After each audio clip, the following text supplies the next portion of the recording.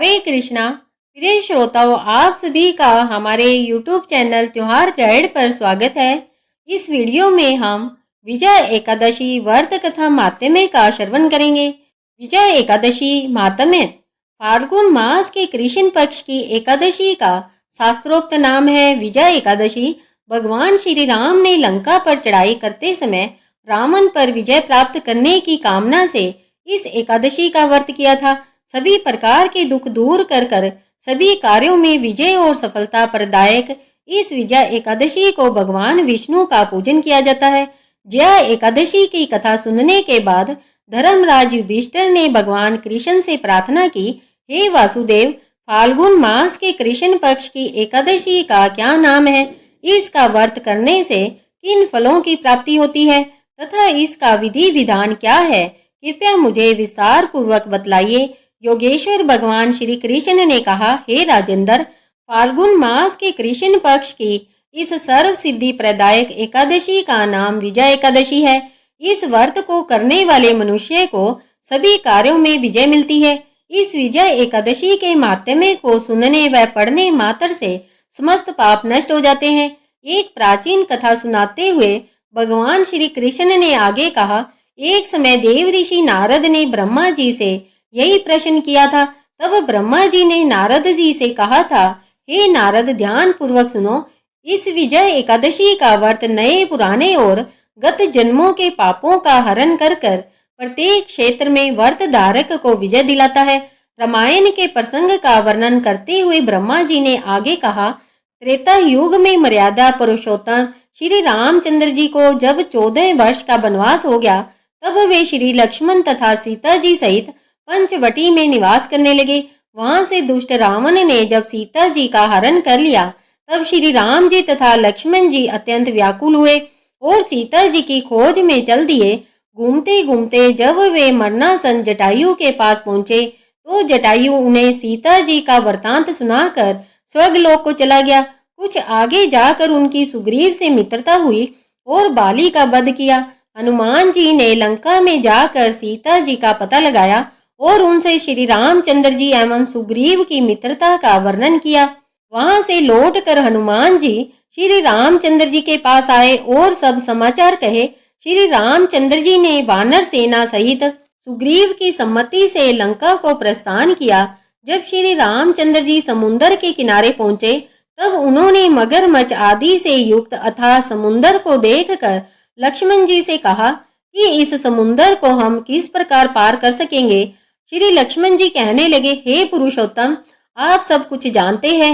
यहाँ से आधा योजन दूर कुमारी द्वीप में वकदाल्यम नाम के मुनि रहते हैं। उन्होंने अनेकों ब्रह्मा देखे हैं। आप उनके पास जाकर इसका उपाय पूछिए।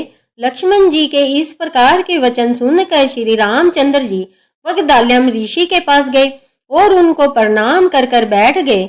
मुनि ने उनसे पूछा, हे राम, आपका आना कैसे हुआ? श्री रामचंद्र जी कहने लगे, हे ऋषिवर, मैं अपनी सेना सहित यहाँ आया हूँ और राक्षसों को जीतने के लिए लंका जा रहा हूँ। आप कृपा कर समुद्र पार करने का कोई उपाय बताइए। मैं इसी कारण आपके पास आया हूँ। मैं ऋषि वकदाल्यम बोले, हे दशरथ पुत्र राम, फाल्गुन मास के कृष्ण पक्ष की एकादशी का व्रत करने से निश्चय ही आपकी विजय होगी। साथ ही आप समुद्र भी अवश्य पार कर लेंगे। इस व्रत की विधि यह है कि 10वीं के दिन स्वर्ण, चांदी, तांबा या मिट्टी का एक घड़ा लेकर उसे जल से भरकर उस पर पंच पल्लव रखने के पश्चात उसे वेदी पर स्थापित करे। 7 अनाज एक जगह मिलाकर घड़ा रखने हेतु वेदी बनाए और घड़े के ऊपर जौ रखे। जौ के ऊपर भगवान श्री नारायण की स्वर्ण प्रतिमा स्थापित करे। एकादशी के दिन स्नान आदि नित्य कर्म से निर्वृत्त होकर धूप, दीप, नैवेद्य, नारियल आदि से भगवान की पूजा कर वह दिन भक्ति पूर्वक घड़े के सामने व्यतीत करे और रात्रि को भी उसी जगह बैठे रहकर जागरण करना चाहिए। द्वादशी के दिन नदी या तालाब के किनारे स्नान आदि से निवृत्त होकर उस घड़े को ब्राह्मण को दे देना चाहिए। यदि तुम इस व्रत को सेनापतियों के साथ करोगे तो अवश्य ही विजयी होगे।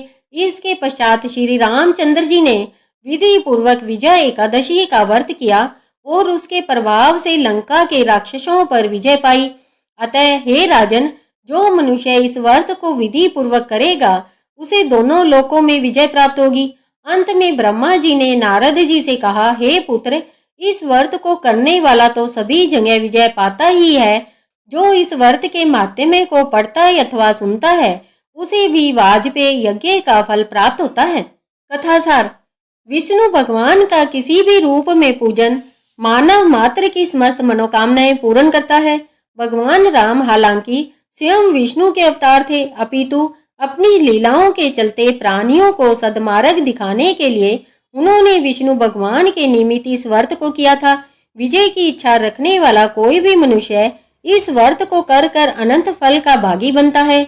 विजय एकादशी का व्रत प्राणी मात्र को हर क्षेत्र में विजय श्री प्रदान करता है। प्रिय श्रोताओं, तो यह थी विजय एकादशी व्रत कथा माध्यम। यह वीडियो आपको कैसी लगी? उम्मीद है कि यह वीडियो आपको पसंद आई होगी। यदि आप सभी को यह वीडियो पसंद आई है तो इस वीडियो को लाइक करें और इसे अधिक से अधिक अपने दोस्तों एवं परिवारजनों के साथ शेयर करें और कमेंट में हरे कृष्णा लिखना ना भूलें। यदि आप हमारे चैनल पर नए हैं या अभी तक हमारे चैनल त्योहार गाइड से नहीं जुड़े हैं तो हमारे चैनल त्योहार गाइड को सब्सक्राइब करिए और बेल आइकन बटन को क्लिक करना ना भूलें ताकि कोई भी नई वीडियो अपलोड होते ही उसका नोटिफिकेशन सबसे पहले आप तक पहुंच सके। इस वीडियो को अंत तक देखने के लिए आप सभी का धन्यवाद। हरे कृष्णा हरे कृष्णा हरे कृष्णा।